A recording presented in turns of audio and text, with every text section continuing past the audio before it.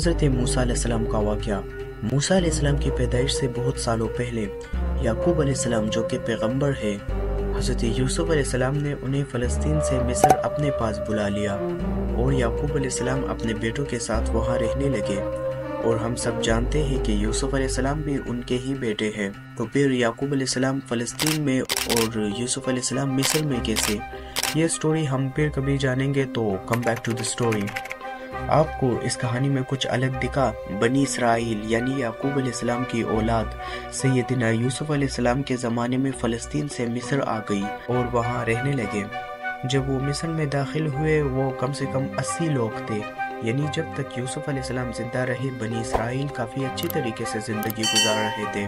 مگر حضرت یوسف علیہ السلام کے وفات کے بعد کچھ عرصے بعد مصر کی حکومت ایک نئی فرعون کے ہاتھ آ جاتی ہے جو کہ کافی ظالم ہوتا ہے۔ یوسف علیہ السلام کے زمانے میں مصر کا بادشاہ فرعون تھا۔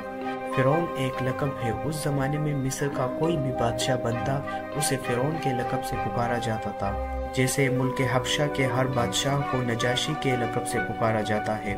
تو حضرت یوسف علیہ السلام کے وفات کے بعد فرعون بنی اسرائیل پر کافی ظلم کرتا تھا، اور پھر جس کا ڈر تھا وہی ہوا۔ فرعون نے خدا ہونے کا دعویٰ کیا کہ میں تم سب کا بڑا رب ہوں۔ ایک رات فرعون نے خواب میں دیکھا کہ ایک ٹوٹتا ہوا تارا اس کی محل کی طرف آ رہا ہے اور اس کے سارے محل کو آگ سے جلا دیا، مگر بنی اسرائیل اس میں نہیں جلے۔ فرعون نے صبح ہوتے ہی سارے نجومیوں کو بلایا اور کہا کہ یہ کیا معاملہ ہے۔ تو سب نے اپنی اپنی رائے دی، مگر ایک نجومی نے کہا کہ بنی اسرائیل میں ایک بچہ پیدا ہوگا جو تمہاری سلطنت کو تباہ کر دے گا۔